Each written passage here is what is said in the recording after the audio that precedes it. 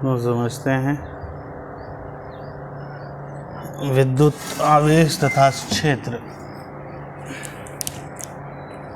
तो विद्युत आवेश तथा क्षेत्र में हम देखेंगे पहला जो टॉपिक है वो है घर्षण विद्युत।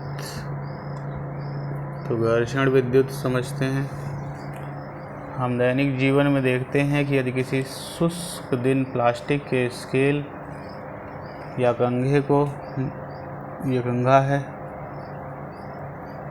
या प्लास्टिक की स्केल है या ऊन, सूखे बालों या ऊन पर रगड़ते हैं। प्लास्टिक की स्केल है, उसको हम बाल पे रगड़ें या ऊन पर रगड़ें तो चर चर की ध्वनि सुनाई देती है। चर चर की रगड़ने से चर चर की ध्वनि सुनाई देती है। यदि स्केल अथवा कंघे को सूखे बालों पर रगड़कर कागज के टुकड़े पास लाते हैं, ऐसे रगड़ लिए और इसको कागज के टुकड़े के पास ले आए, ये क्या करेगा? ये क्या करेगा?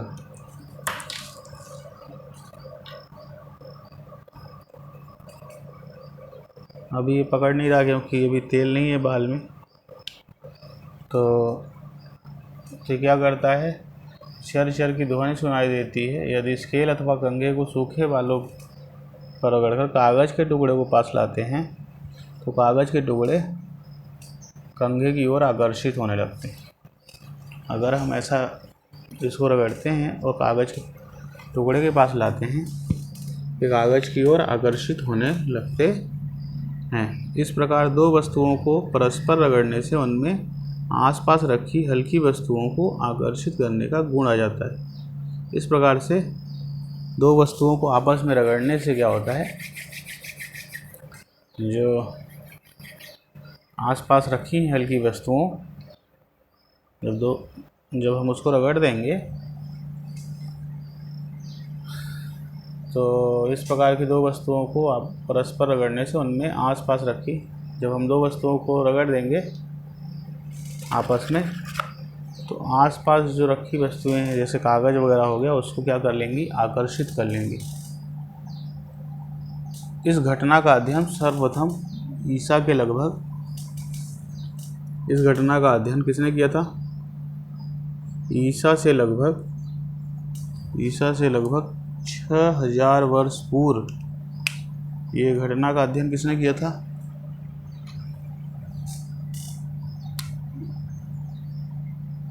ईसा से लगभग 6000 वर्ष पूर्व यूनान के वैज्ञानिक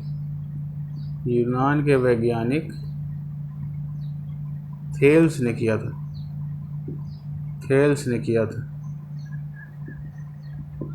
अच्छा, थेल्स ने किया। ये जो गुण आ जाता है, जब उन्होंने अंबर की छड़ को फर या बिल्ली की खाल से रगड़ा, जब उन्होंने क्या किया? अंबर की छड़ थी, अंबर एक रॉड है, उसकी छड़ को बिल्ली की खाल से रगड़ा तो वह अंबर की छड़ थी। थेल्स ने देखा कि अगर उन्होंने बिल्ली की खाल से रगड़ देंगे छड़ को तो छोटे छोटे टुकड़ों को आकर्षित करने लगेगी। तो छोटे छोटे टुकड़ों को क्या करने लगी? आकर्षित करने लगी। अच्छा, अंबर को यूनानी भाषा में इलेक्ट्रॉन कहते हैं। अंबर जो रॉड है उसको यूनानी भाषा में क्या कहते हैं? इलेक्ट्रॉन कहते हैं। तो सुन लें। अरे यार, अंबर को यूनानी भाषा में इलेक्ट्रॉन कहते हैं।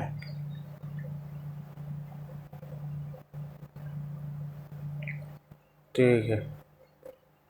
अतः उपर्युक्त घटना के कारण इलेक्ट्रिसिटी नाम दिया गया, इसलिए अंबर को यूनानी भाषा में क्या कहते हैं? Electron, ELECTRON। इसलिए इस घटना से इसको इलेक्ट्रिसिटी नाम दिया गया।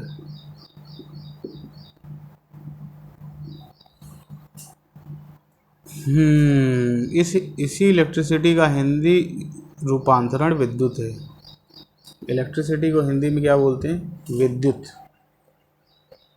अतः विद्युत वह ऊर्जा है जिसके कारण पदार्थ में हल्की वस्तुओं को आकर्षित करने का गुण उत्पन्न हो जाता है। विद्युत वह ऊर्जा है, विद्युत एक ऐसी ऊर्जा है जिसके कारण पदार्थ में हल्की वस्तुओं को, तो विद्युत क्या है भाई? विद्युत ऊर्जा है जिसके कारण पदार्थ में हल्की वस्तुओं को आकर्षित करने का गुण उत्पन्न होता है।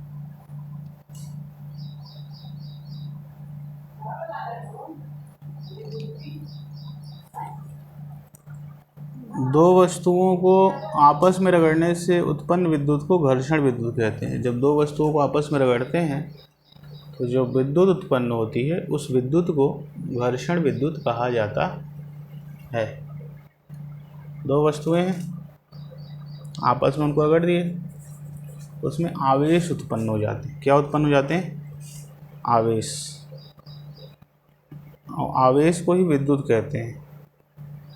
और वो विद्युत घर्षण विद्युत के नाम से जाना जाता है। ठीक। तो जब दो वस्तुओं को आपस में रगड़ देंगे तो उसमें आवेश उत्पन्न हो जाते हैं। आवेश को ही हम विद्युत कहते हैं। आवेश को ही क्या बोलते हैं? विद्युत।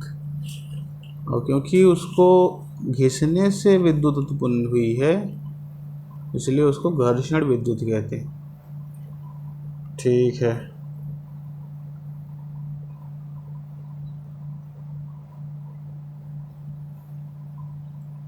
इस घटना का विस्तृत अध्ययन 16वीं शताब्दी में इंग्लैंड के वैज्ञानिक विलियम गिलबर्ट ने किया था। William Gilbert. इस घटना का डिटेल अध्ययन किसने किया था? विलियम गिलबर्ट ने। उन्होंने पाया था कि अंबर की भांति अगर अन्य पदार्थ, ये जो घर्षण विद्युत आता है ना, इसको किसने अध्ययन किया था? इंग्लैंड के वैज्ञानिक जिनका नाम विलियम गिलबर्ट था। उन्होंने क्या पाया था? उन्होंने पाया था कि अंबर की भांति अन्य पदार्थ जैसे कांच, एबोनाइट, गंधक, लाख आदि भी रेशम, फर, ऊन आदि पर रगड़े जाने पर हल्की वस्तुओं को आकर्षित करने का गुण प्राप्त कर लेते हैं। किसने पाया था? विलियम गिलबर्ट ने पाया कि अंबर की भांति और भी पदार्थ जैसे हैं, कांच है, इबोनाइट रॉड है, गंधक है, रेशम है, फर है, ऊन है, तो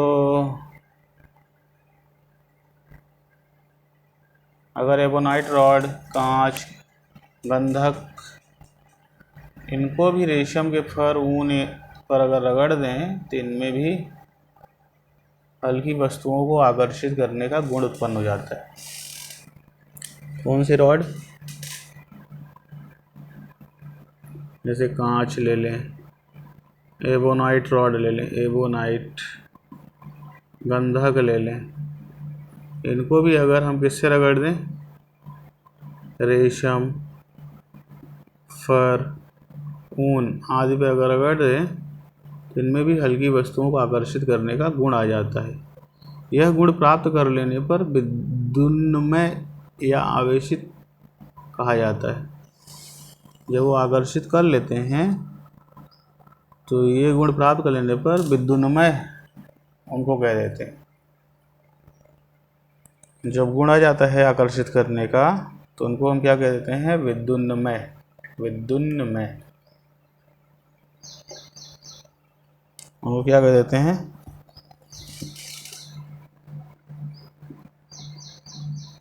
विद्युन्मय। अरे यार, तो जिस पदार्थ में हल्की वस्तुओं को आकर्षित करने का गुण होता है उसे विद्युन्मय या आवेशित कहा जाता है। ऐसे पदार्थ जिसमें हल्की वस्तुओं को आकर्षित करने का गुण आ जाता है उन्हें विद्युन्मय या आवेशित कहते हैं। उन्हें क्या कहते हैं? विद्युन्मय या आवेशित। यदि पदार्थ में उत्पन्न हुई इस वस्तु को स्थिर रखा जाए, यदि पदार्थ में उत्पन्न हुई इस वस्तु को स्थिर रखा जाए, जैसे पदार्थ में उत्पन्न हुई, क्या उत्पन्न हुआ? उसको घिस दिए तो क्या उत्पन्न हो गए? आवेश। ठीक है, आवेश उत्पन्न हो गए, कोई बात नहीं। तो अतः जिस पदार्थ में हल्की वस्तुओं अतः पदार्थ में उत्पन्न हुई इस विद्युत को स्थिर रखा जाए, जैसे पदार्थ में विद्युत उत्पन्न हो गई उसको हम स्थिर रख दें मतलब रोक दें, तो उसे स्थिर विद्युत कहते हैं। उसे क्या कहते हैं? स्टैटिक इलेक्ट्रिसिटी, स्थिर विद्युत।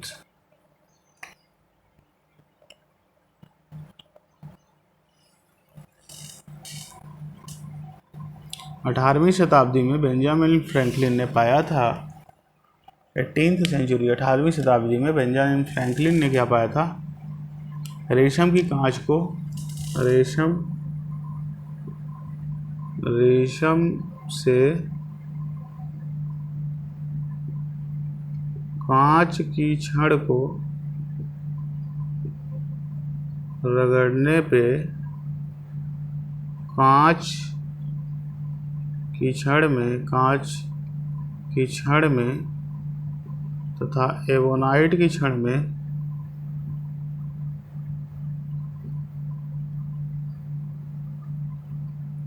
उत्पन्न विद्युत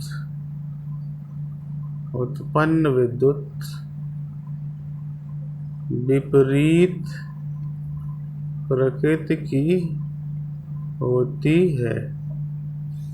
क्या? 18वीं शताब्दी में बेंजामिन फ्रैंकलिन ने पाया था कि अगर हम रेशम से कांच की छड़ को 18th सेंचुरी में, 18वीं शताब्दी में बेंजामिन फ्रैंकलिन ने पाया कि रेशम से कांच की छड़ को रगड़ने पर, रेशम से कांच की छड़ को क्या कर दें?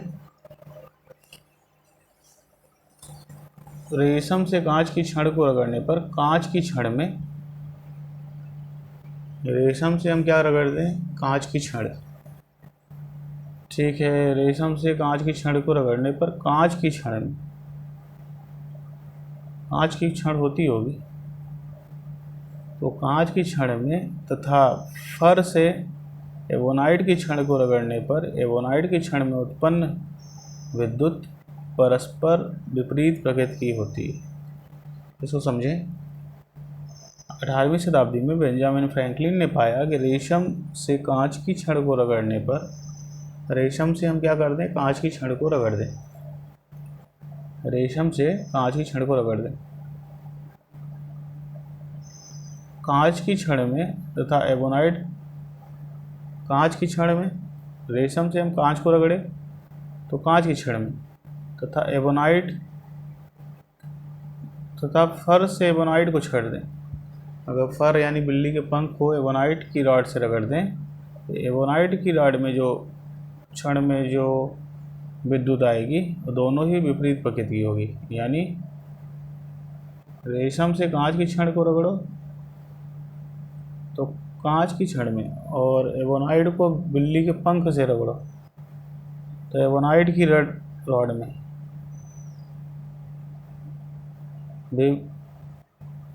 विद्युत विपरीत प्रकृति की होती है। जो आवेश आते हैं वो दोनों ही विपरीत प्रकृति के आते हैं। इसको फिर समझें। रेशम से कांच की छड़ और फिर एबोनाइट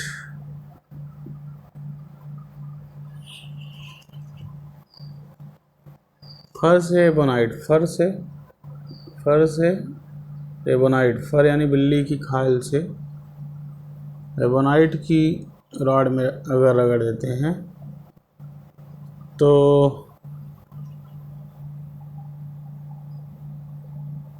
कांच की छड़ और एबोनाइट की रॉड में जो उत्पन्न आवेश होते हैं, अगर इसमें प्लस है तो इसमें माइनस होगा, इसमें माइनस है तो इसमें प्लस होगा। मतलब विपरीत आवेश, विपरीत विद्युत की प्रकृति होती है। किसी पदार्थ में उत्पन्न विद्युत को बहने दिया जाता है तो उसे विद्युत धारा कहते हैं। अगर किसी पदार्थ में जो विद्युत उत्पन्न हुई है उसको हम बहने दें, अगर किसी पदार्थ में आवेश आ गए हैं, विद्युत मतलब आवेश, विद्युत मतलब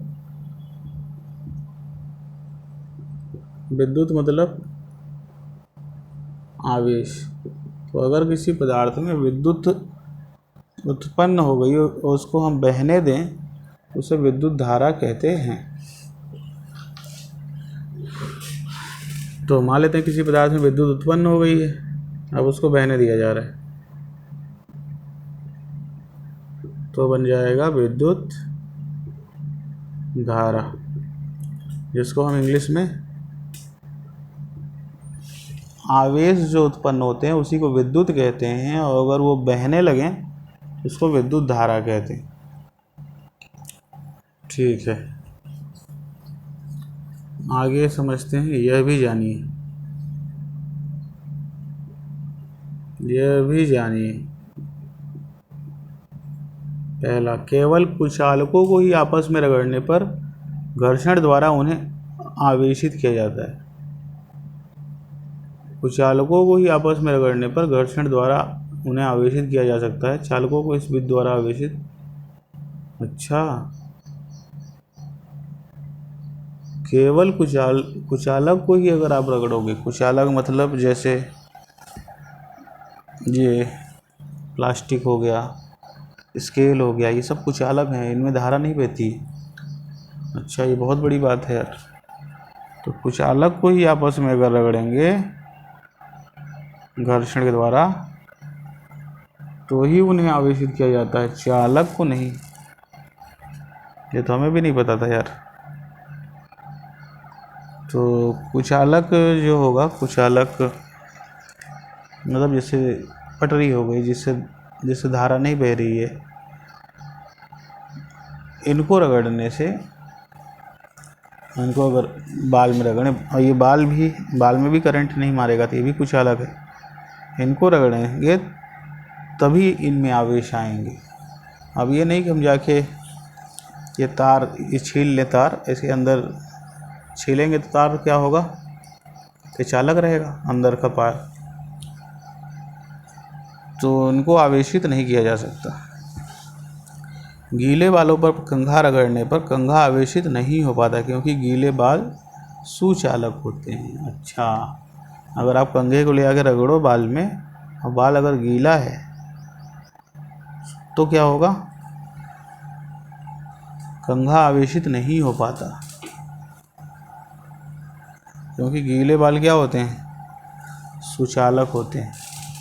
अच्छा, गीले बाल सुचालक होते हैं। हाँ,